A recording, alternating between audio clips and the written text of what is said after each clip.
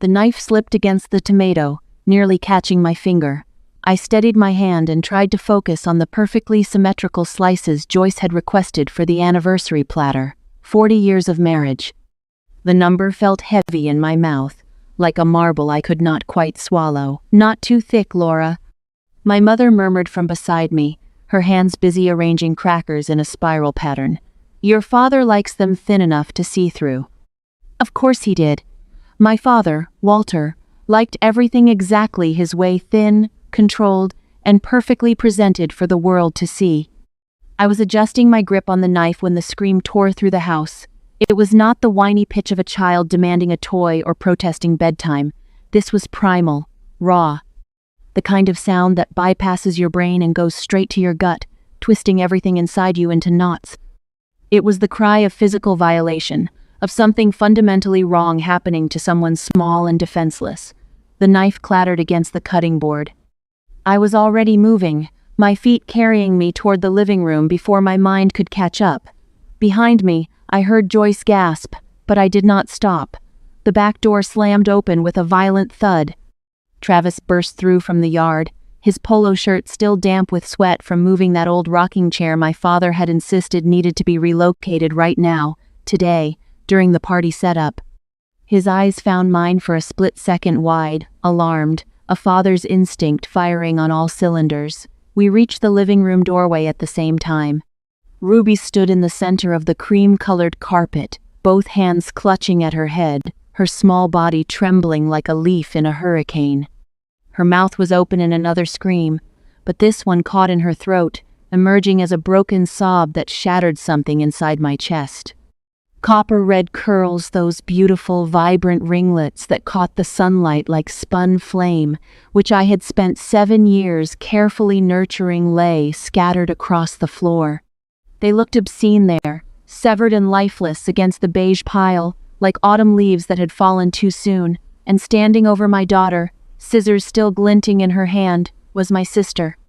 Courtney's face wore an expression I had seen 1,000 times growing up, that particular blend of satisfaction and disdain she had perfected by age 12. Her thin blonde hair was pulled back in a tight ponytail that did nothing to hide the chemical damage from years of bleaching. She looked at Ruby the way someone might look at a hedge they had just finished trimming. "What in the world are you doing?" The words exploded from my throat, loud enough to make Joyce flinch behind me. Courtney rolled her eyes, actually rolled them, and shifted her weight onto one hip. "Oh, relax, Laura. Drama queen much?" She gestured dismissively at Ruby with the scissors. "Now she will not be whipping that mop of hair into Kaylee's face anymore. Kids should not have hair like adults anyway. It looks annoying. I just gave her a bob cut to tidy it up." Tidy it up. I stared at my sister, at the complete absence of remorse in her expression, and something clicked into place. This was not about Kaylee getting hair in her face. This was about Ruby having something Courtney's daughter did not. This was about jealousy, pure and simple. Ruby's hair was spectacular, thick, healthy, and a rare shade of copper. Courtney and her daughter had thin, limp hair, damaged by years of chemical abuse. I had seen the tightness around Courtney's mouth every time someone praised Ruby's curls, but to actually do this? To take scissors to a child's head without warning? Travis's roar cut through my spiraling thoughts. He moved like a force of nature, all 6'2" and 210 pounds of contractor muscle and paternal fury, lunging toward Courtney with his hands outstretched. His face had gone dark red, veins standing out in his neck. My father materialized between them. Walter Henderson might have been 65, but he moved fast when his authority was challenged. He planted himself directly in Travis's path, one hand shooting up to jab a finger inches from my husband's face. "You touch my daughter and I will call the police and have you arrested for assaulting a woman immediately." Dad's voice boomed with that commanding tone that brooked no argument. Travis stopped. The effort it cost him was visible, his fists clenched so hard the knuckles went white, tendons standing out like cables under his skin. His eyes had gone bloodshot, staring at my father. "Travis, stop." My voice came out higher than I intended, edged with panic. "Do not hit her, please." In one smooth motion, he crossed to Ruby and scooped her into his arms, cradling her head against his chest so she would not have to see the hair on the floor. I could see the trap. Travis would be the one in handcuffs because he was a man and she was a woman, and my father was a pillar of the community. My hands shook as I pulled my phone from my pocket. I fumbled for the keypad, my thumb heading toward 911. Dad's hand shot out and snatched the phone from my grip. "Really, Laura?" His voice dropped to that reasonable, disappointed tone. "Today is your mother's big day. You are planning to call the police to handcuff your sister in front of all our guests? After your husband just tried to assault her? And if the police come, you think Travis will be safe? After what I just witnessed?" The words hit like physical blows. Guilt crashed over me, guilt for ruining the anniversary, guilt for putting Travis at risk, guilt for being the daughter who could not just smooth things over. "Laura, please!" Joyce's voice came from behind me, her hands wrapped in a dish towel, but she was not moving toward Ruby. She was looking at me with those tired, desperate eyes. "Let it go. She just made a mistake. Do not make a big scene. The neighbors will laugh at us." A mistake. My 7-year-old daughter stood there with butchered hair and tear-stained cheeks, traumatized and violated, and my mother called it a mistake. Something inside me went very still, very cold. It was the same feeling I had at 13 when Courtney stole my birthday money, and Dad said I was selfish for not sharing. The same feeling at 16 when she crashed my uncle's car, and I had to take the blame.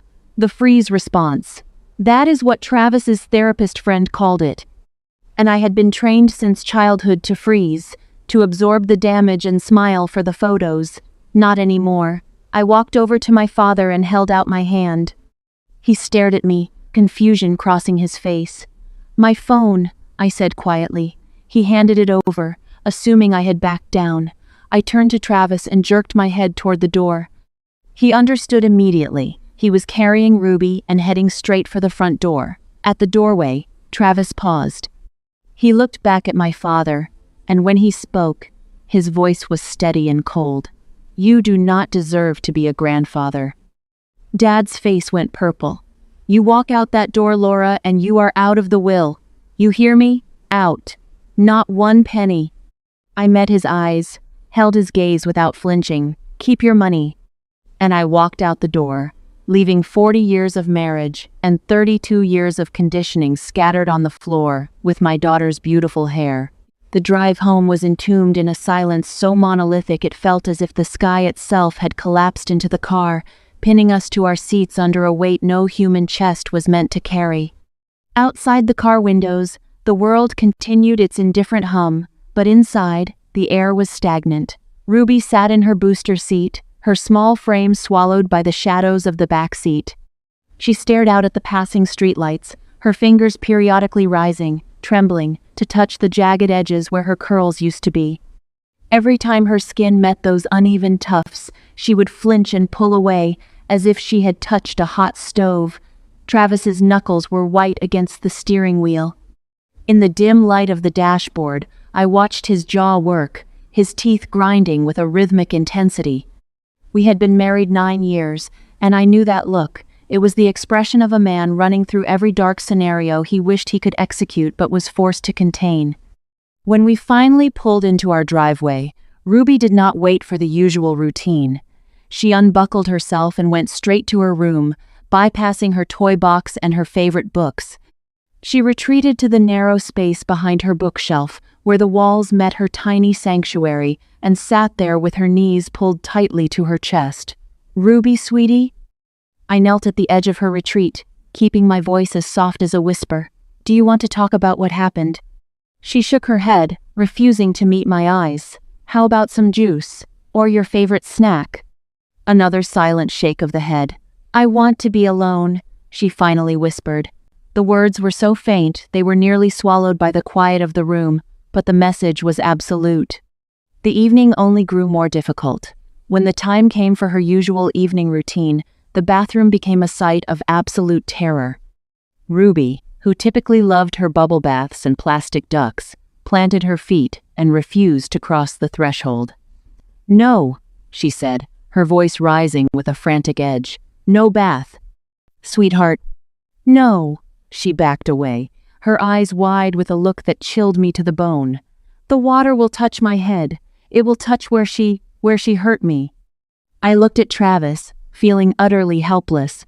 He crouched down to her level, trying to offer a compromise. How about just a quick shower? We will help you, and we can use a plastic cap so your head stays completely dry.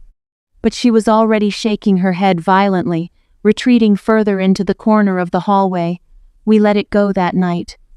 We let her go to bed unwashed, because forcing her felt like committing another violation against her will. The following morning brought a discovery that broke my heart anew. While cleaning, I found them, all of them.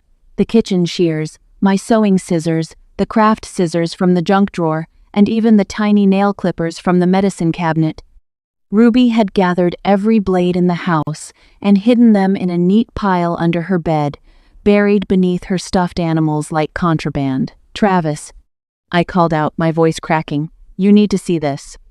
He appeared in the doorway, took one look at the pile of steel in my lap, and his face went gray.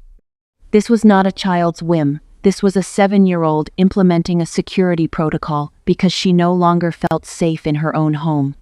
Later that afternoon, I gave her paper and crayons, hoping the art she usually loved might help her process the trauma. I busied myself with the dishes, stealing glances over my shoulder. When she finished, she held the paper up for me to see. It was a family portrait drawn in stick figures, a tall Travis, a medium-sized version of me, and a small Ruby. She had originally drawn herself with long curly hair, the red crayon applied in careful, beautiful swirls. But then, she had taken a black crayon and scribbled over her own head with such force that the paper had torn in places. Her face was obliterated by violent, dark slashes. Off to the side, she had drawn a figure I recognized as Courtney.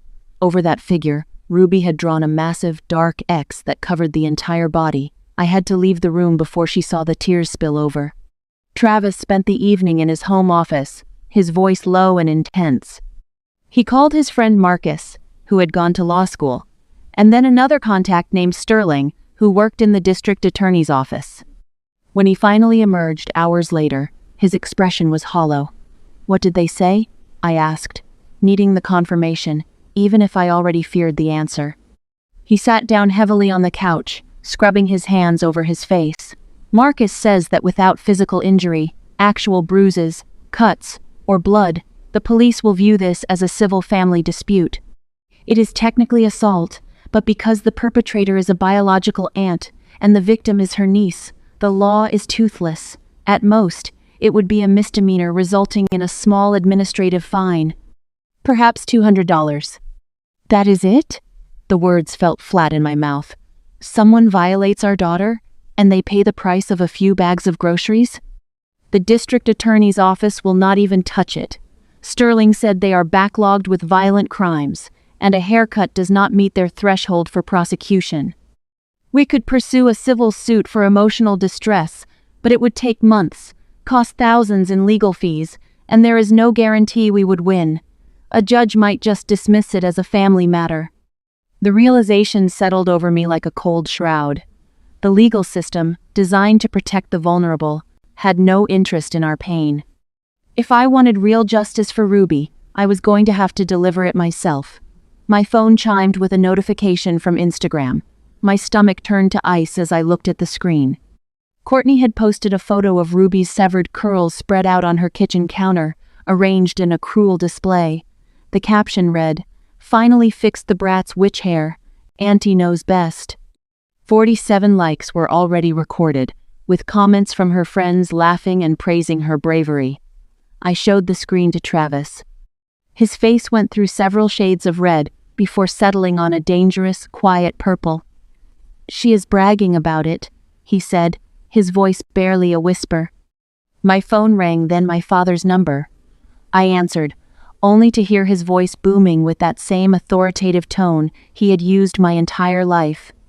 "You need to come home and apologize to your mother, Laura. You left early and ruined the party. Your mother cried herself to sleep. Is this how you treat her on her 40th anniversary?" "Is this a joke?" I snapped, my heart pounding. "Do not take that tone with me." "Ruby," is traumatized," I interrupted, my voice rising. "She will not bathe. She hid every pair of scissors in the house under her bed. She scribbled out her own face on a drawing. And you want me to apologize because Mother's feelings might be hurt. Your sister made a mistake in judgment. I will not return to that house until Courtney gets on her knees and apologizes to Ruby, face to face, a real apology." "You are being ridiculous and spiteful," he said coldly before hanging up the phone. That weekend, I took Ruby to a high-end salon downtown. I avoided our usual local spot and drove to a place with floor-to-ceiling windows and stylists who trained in the city. The receptionist took one look at Ruby's butchered hair, and her face softened immediately. The stylist, a man named Julian with kind eyes, circled Ruby's chair slowly. I watched his professional assessment shift into visible anger. "Who did this to you, honey?" he asked gently. Ruby's eyes filled with tears, but she did not answer. "Can you fix it?" I asked. Julian met my eyes in the mirror. "I can make it better, but I cannot make it what it was. She cut too high in some places. There is no evening this out without going very short, a pixie cut, perhaps 2 inches at the longest point." I looked at Ruby. She was gripping the arms of the styling chair so hard her knuckles were white. "Do what you have to do," I told him.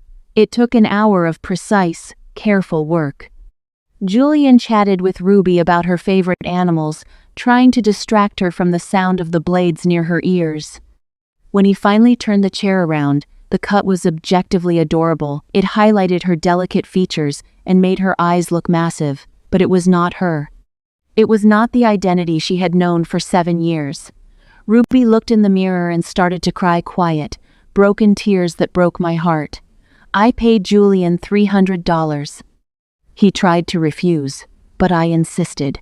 He had salvaged what he could from a wreckage he had not created. On the way home, Ruby was silent, her fingers finding only empty air where her curls used to be. My phone, though on silent, continued to light up with messages from my father and updates from Courtney's social media. The law would not help. My parents would not help. But Courtney was about to learn that Auntie was not the only one who knew how to use a pair of scissors. The relentless barrage of digital harassment continued for days after we left my parents' house, the notifications on my phone acting like a series of small, stinging paper cuts. Each chime was a reminder that in the eyes of my extended family, I was no longer the victim, I was the villain. The first message to truly cut deep arrived as the early morning light began to gray the edges of our bedroom curtains. It was from my cousin Tabitha, sent at 6:47 a.m. "Really, Laura? Causing this much drama over a haircut? Courtney was just trying to help, and you embarrassed her in front of the whole family. It is time to grow up." I stared at the screen, my coffee growing cold in my hand. Help? My sister had physically restrained my sobbing daughter and hacked off her hair while my father held me back. Yet somehow, in the span of 72 hours, the narrative had flipped. By noon, 17 more messages had flooded in. Aunt Priscilla, Uncle Silas, even second cousins I had not spoken to since high school, suddenly possessed very loud opinions about my parenting. The story Courtney was spinning was clear. Unstable Laura had overreacted to a simple trim.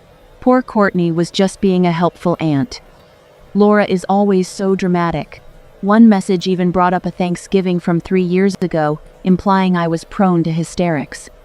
They conveniently forgot that I had cried back then because Courtney had told 5-year-old Ruby that Santa Claus was a lie, laughing as my daughter's face crumpled. Courtney's pattern of cruelty was a lifelong habit, but she was an expert at making her malice look like an innocent mistake. As the days bled into weeks, the silence from my parents' house was louder than any shouting match. Ruby was slowly improving. The nightmares had decreased from every night to every few nights, but the trauma remained. She still flinched if anyone reached toward her head, and she had developed a habit of checking the locks on the front door before she could fall asleep. The tension reached a breaking point on a Tuesday afternoon when Travis walked into the kitchen, his phone held out with a look of grim focus. "What now?" I asked, my heart sinking. He turned the screen toward me. It was a text from Courtney. Hey Travis, having a party this Saturday to celebrate my promotion to Senior Marketing Director. Would love for you to come. 7 p.m. at my place. Can't wait to see you. I read the words twice, then a third time. She did not invite me, I said, the realization settling like lead in my stomach. No, Travis replied, his voice tight. She very specifically invited only me. She wants to drive a wedge between us, Laura. She thinks if she can get me in a room with the rest of the family, she can convince me that you are the one who is out of control. I waited for the familiar surge of helpless rage, but it did not come. Instead, I saw Travis's mouth twist into a cold, calculating smile. It was the look he wore when he was figuring out how to fix a structural flaw in a building objective, precise, and lethal. She just made a critical, tactical error, he said slowly. She assumes I am like your father. She thinks I will choose a peaceful party over my wife's dignity. She does not understand that you and Ruby are my only priority. He sat at the kitchen table and began to plan. I am going to accept.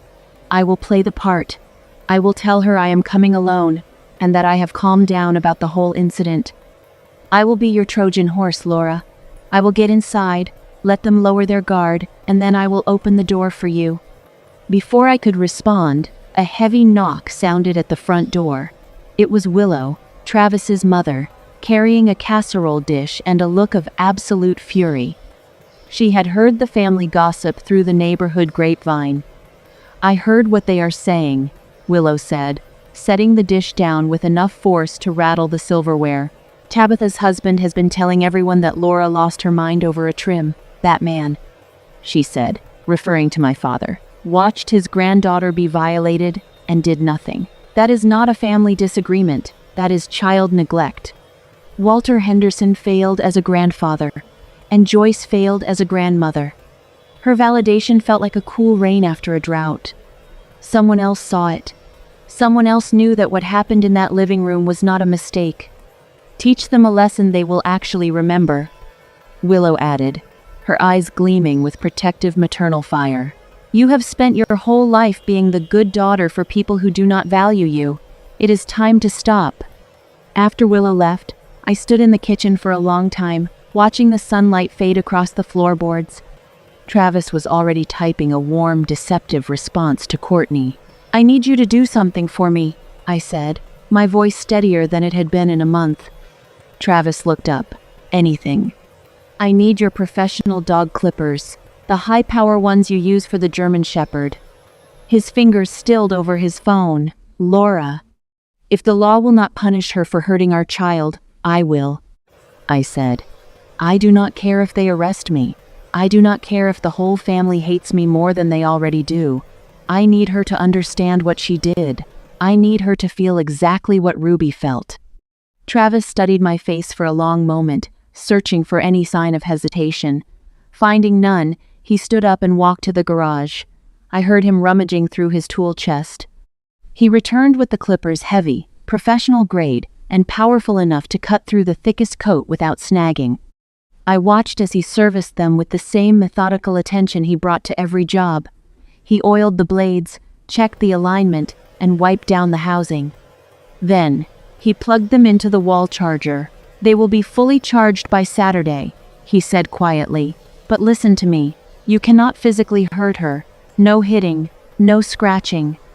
As long as you keep it to the hair, they cannot claim you are a violent threat. The second you cross that line, you give them the narrative they want. Just the hair, Laura. Make it count. Just the hair, I promised. The clippers sat on the counter, the small green light on the charger blinking like a heartbeat. Saturday was 4 days away. 4 days to prepare for the moment the good daughter finally disappeared for good. As the days toward the weekend began to blur into a haze of quiet preparation, the morning air on Thursday felt heavy with the scent of an inevitable change. It was time to set the trap. I sat at the kitchen table, my fingers hovering over my phone for a long moment before I finally placed the call to my mother. I forced my voice to sound soft, fragile, and deeply conciliatory, the voice of the daughter they had spent 32 years conditioning to apologize for things she never did. "Hi, Mom," I said when she picked up on the third ring. I was hoping we could talk. There was a heavy pause on the other end. I could practically hear her heart rate spike, her mind calculating whether this was an olive branch or a grenade. I have been doing a lot of thinking. I continued, letting a calculated tremor creep into my words. Maybe I did overreact. It was just such a shock, seeing Ruby's hair like that, and I was not thinking clearly. I should not have made such a scene at the anniversary celebration. I am so sorry for ruining your big day. Oh, Laura. Joyce's relief was so palpable it was almost offensive. I am so glad you are finally seeing reason. Your father and I have been so worried about you. We just want the family back together. I want to make things right, I said, leaning into the lie. Courtney invited Travis to her party on Saturday, and I was thinking, maybe I could come too, to apologize properly to her and the family. She invited Travis? Joyce sounded genuinely surprised. Not you? I think she is still hurt by how I acted, I replied, suppressing a surge of fury. But I really want to fix this, Mom. We are family after all. I heard muffled conversation on the other end. Joyce had covered the mouthpiece to speak with my father. A few seconds later, she returned. I think that would be wonderful, dear. I will let Courtney know you are coming. She will be so happy you are ready to move past this unfortunate misunderstanding. After I hung up, the silence of the kitchen felt deafening. Travis appeared in the doorway, his eyebrows raised in a silent question. Hook, line, and sinker. I said flatly, They actually think you are going to show up and grovel. Travis shook his head. Their arrogance is our greatest weapon. However, our plan hit a heartbreaking hurdle that afternoon. When I mentioned hiring a babysitter for Saturday evening, Ruby's reaction was immediate and visceral. No. She grabbed my arm, her gray eyes wide with a panic I had never seen before. No, Mommy, I do not want to stay with a stranger. Sweetheart, it is just for a few hours while Mom and Dad run an errand. No. Her voice climbed to a frantic pitch. What if you do not come back? What if someone hurts me again and you are not there to stop them? My heart shattered. This was what Courtney had truly stolen. My child's sense of fundamental safety. Ruby, I promise we will be right back. That is what you said before. Tears were streaming down her face now. You said you would be right there at Grandpa's house, and then you let Aunt Courtney cut my hair, and Grandpa would not let you stop her. Travis knelt down beside her, his large hands gentle on her shoulders. He looked at me, and I saw the shift in his eyes. We could not force her to stay. Not after we had already failed her once. Okay, I said softly, stroking her short, uneven hair. Okay, baby, you are coming with us. But Mom, Ruby hiccuped, her chest heaving. What if Aunt Courtney tries to cut my hair again? What if she sees it? Travis stood up abruptly and left the room, returning moments later with a package he had hidden in the hall closet. He sat cross-legged on the floor at Ruby's level. Ruby, he said solemnly, I got you something special. I ordered this for your birthday next month, but I think you need it for our mission right now. This is a piece of high-level secret agent equipment. Her tears slowed as she looked at the package. Secret agent? He opened it to reveal a beanie hat in deep purple, Ruby's absolute favorite color. It featured a silver emblem on the front, a stylized female superhero symbol. This, Travis said, is an invisibility helmet. When you wear this helmet, it has two special powers. First, no one can harm you while it is on your head. Second, and most important, it makes your hair completely invisible to anyone who might want to touch it. You will be a spy, Ruby, a secret agent on an operation with Mom and Dad. Ruby touched the fabric carefully. Like in my comics? Exactly like that. Can you help us with the mission? Ruby looked at herself in the hallway mirror as she pulled the beanie on. With her hair tucked away, she looked different, protected. I can do it, she said, her voice finally steady. As the sun began to dip below the horizon on Saturday, the transition from day to night felt like the closing of a chapter. I showered, did my makeup with practiced precision, and chose a simple muted dress that screamed, apologetic daughter. I did not want to look like a threat. The large tote bag sat by the front door. Inside, wrapped in a thick plush towel, the dog clippers waited. They were fully charged, the blades sharp and oiled to a professional standard. Travis had already left an hour earlier, ensuring he could gauge the atmosphere before we arrived. His final text came through at 6:47 p.m. In position. Walter is already 3 beers in. Courtney is holding court. Give me 20 minutes, then come. Ruby held my hand tightly as we walked up the steps to Courtney's townhouse. Through the windows, I could see the party was already loud, the clink of glasses, the hum of laughter from relatives and Courtney's work colleagues. None of them seemed to care that a child had been terrorized just weeks ago. Remember, I whispered to Ruby, you are a secret agent. Stay close to Daddy and keep your invisibility helmet on no matter what. She nodded, her small hand squeezing mine. Inside, the heat of the party hit us instantly. Travis spotted us immediately. He was standing with my father near the bar, and I saw him subtly shift his position, creating a clear, safe corridor between the living room and the exit. Courtney saw me a few seconds later. Her expression cycled through triumph, and then a smug satisfaction that made my skin crawl.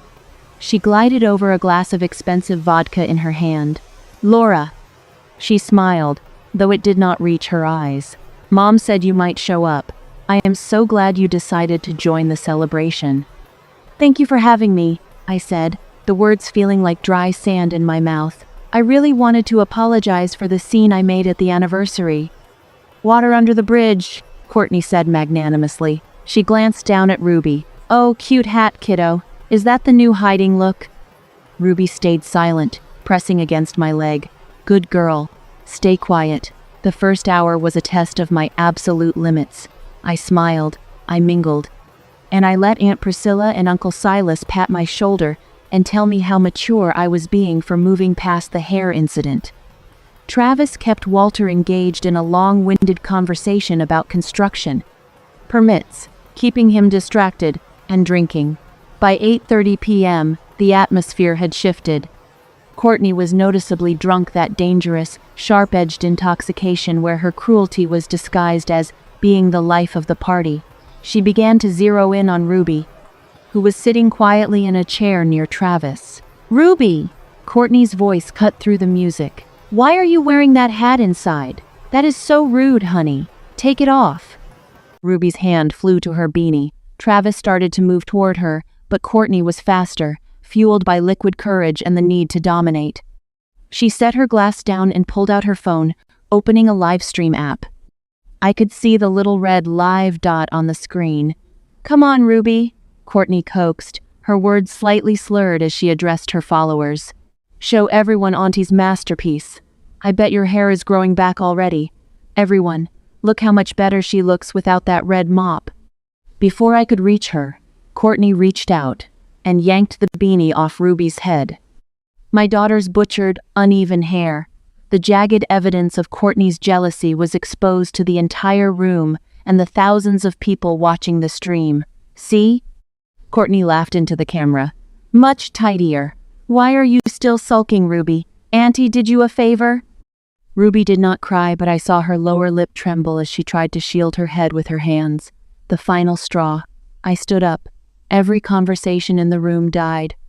Courtney was still holding her phone up, waiting for me to scream, waiting for me to prove her narrative that I was unstable. Instead, I smiled.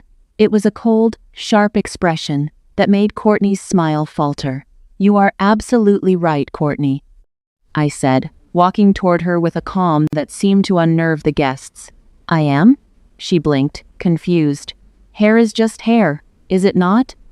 I continued, my voice steady and clear. It grows back. We really should not care so much about appearance. After all, as you said, it was just a haircut. Courtney nodded, her ego swelling again. Exactly. I am so glad you finally figured that out, Laura. I knew you would come around eventually. I am very glad, I said softly, reaching into the tote bag I had carried with me all evening, that we share the same view on this. My fingers closed around the solid, heavy weight of the clippers. I could feel the hum of the battery through the towel. Courtney was smiling at her live stream, completely unguarded, already beginning to tell her audience about our beautiful reconciliation. She had no idea that the mission had just entered its final phase. I pulled the clippers from the bag, the plush towel falling to the floor like a discarded skin. My thumb found the switch, and the motor came to life with a predatory bzzz. It was a sound that belonged in a barber shop or a garage, not a high-end townhouse party, and it ripped through the atmosphere like a chainsaw. Courtney's eyes widened, the pupils shrinking to pinpricks. She opened her mouth to speak, to laugh, to mock, but I was already moving. I did not strike her. I did not scratch her. I reached out with my left hand and snagged her high, tight ponytail. I did not just hold it. I used it as an anchor, tilting her head back slightly so her forehead was exposed and she was forced to look up at me. With my right hand, I pressed the vibrating teeth of the clippers directly against the center of her hairline. Before she could even scream, I plowed the machine straight back. I did not hesitate. I did not waver. I moved with the steady, practiced hand of someone reclaiming a stolen piece of their soul. The professional-grade blades sliced through her fine blonde strands as if they were nothing more than spider webs. A wide, pale strip of scalp appeared instantly, a stark white road running through a forest of blonde. I continued the motion, driving the clippers over the crown of her head and down toward the nape of her neck. As the blades reached the base of her skull, the tension of the ponytail I was holding snapped, and the severed mass of hair went limp in my fist. I let go. Courtney stumbled backward, her hands flying to her head. Her fingers landed in the smooth, hairless valley I had just carved through the center of her scalp. A reverse mohawk, perfectly centered, undeniably permanent. The room erupted, not into noise, but into a chaotic, breathless scramble. Guests dropped glasses. Champagne spilled across the hardwood like liquid gold. Courtney finally found her voice, a high-pitched, jagged wail that sounded more like a wounded animal than a human being. "My hair! Oh my hair!" she shrieked, her body shaking with a primal, hysterical terror. I stepped closer, my shadow falling over her as she collapsed onto her knees. I leaned down, my voice a low, chilling whisper that was meant only for her, even as the room watched in horror. "Shh, keep it down," I said, echoing the exact tone our father had used on me 3 weeks ago. "You are ruining the party." The recognition hit her like a physical blow. Her sobbing hitched, her eyes locking onto mine with a realization that was far more painful than the loss of her hair. She remembered. She knew exactly what debt was being settled. "You insane!" Walter's roar came from the bar area. I saw him out of the corner of my eye. My father, the pillar of the community, was charging toward me, his face a terrifying, bruised shade of purple. His fist was balled, his arm cocked back. He was going to hit me. He was going to do what he had threatened Travis with, but with none of the restraint. He never reached me. Travis moved like a mountain falling into place. 1 second he was 10 feet away, and the next he was a wall of muscle between me and my father's rage. He caught Walter by the shoulders, not with a punch, but with a massive, controlled shove that sent the older man reeling backward until he hit the sofa with a heavy thud. "Try touching my wife," Travis said. His voice was not a shout. It was the low, vibrating growl of a predator protecting his own. I looked down at the mass of blonde hair still clutched in my left hand. I walked over to where Courtney sat wailing on the floor and dropped the limp, severed bundle into her lap. She flinched as if I had dropped a live coal on her. I straightened my dress, my heart still hammering, but my soul feeling lighter than it had in years. I addressed the room, my voice steady and loud enough to be heard over Courtney's whimpering. "I just renovated your head, Courtney," I said, my tone as sharp as the blades in my bag. "Now it looks much airier, exactly the open concept standard you always advertise in your listings." A shocked, stifled laugh broke out from somewhere near the kitchen, one of Courtney's own colleagues, no doubt. It was the sound of the narrative shifting. The crazy sister was gone. In her place was a mother who had simply had enough. I walked over to Ruby, who was standing by Travis's leg. I took her small, trembling hand in mine. "The mission is over, secret agent," I whispered. "Let's go home." We walked out of that townhouse, leaving behind the wreckage of my sister's vanity and my father's authority scattered on the floor alongside the hair of a woman who finally learned that some things, once cut, can never be mended. The air outside was crisp, the night sky a deep, unforgiving indigo, as the first flash of blue and red lights began to dance against the brickwork of the townhouse. The weeks that followed were a whirlwind of legal filings and public reckonings. I did not let Courtney off the hook. I filed a civil suit for the recovery of Ruby's therapy costs. When the video of Courtney's cruelty and the spectacular renovation of her hair went viral on social media, the consequences were absolute. She was fired from her brokerage firm within 48 hours. They could not have a child abuser representing their brand. She settled the civil suit out of court, paying the $5,000 for Ruby's therapy sessions. When Walter and Joyce attempted to petition the court for grandparents' visitation rights, claiming we were alienating them from their grandchild, the judge took one look at the records of neglect and the toxic environment they had fostered. Petition denied, the judge ruled. Contact is not in the best interest of the minor child. They were left in their quiet, empty house, whispered about by neighbors who had finally seen behind the perfect Henderson curtain. Courtney eventually moved 2 states away, reportedly working a retail job and wearing a series of expensive wigs to hide the slow, patchy regrowth of her hair. The passage of 6 months felt like a slow, healing exhale. The winter frost had given way to the vibrant, stubborn green of early spring, and our lives had transformed in the quiet. I stood in the doorway of the community center gym, watching Ruby. She was dressed in a crisp, white karate gi, her stance strong and her eyes bright with a newfound fire. Her copper curls had grown back, wild and vibrant, bouncing with every strike she practiced against the pads Travis held for her. "Ki!" Ruby shouted, her small foot connecting with a solid thwack against the leather. She no longer needed her invisibility helmet. She no longer checked the locks on the doors 3 times before bed. She was learning that she had the power to protect herself, and more importantly, she knew that her parents would move mountains to stand beside her. Travis caught my eye over the top of the training pads, and winked. He had been her rock, the man who showed her that strength was not about bullying the weak, but about shielding the innocent. I looked at the photo I had just taken on my phone, not for evidence this time, but for joy. I realized then that real family is not a matter of blood or shared DNA, it is a choice. It is the people who refuse to look away when you are hurting. It is the people who are willing to be the villain in someone else's story, if it means being the hero in yours. Many people might say I was too cruel for what I did to Courtney. They might say my methods were extreme. But they do not understand the feeling of watching your child's spirit being crushed by the people who were supposed to love her. I looked at my daughter's laughter, at the wild copper curls dancing in the gym light, and I knew I would make that same choice 1,000 times over. That was my family, and that was enough.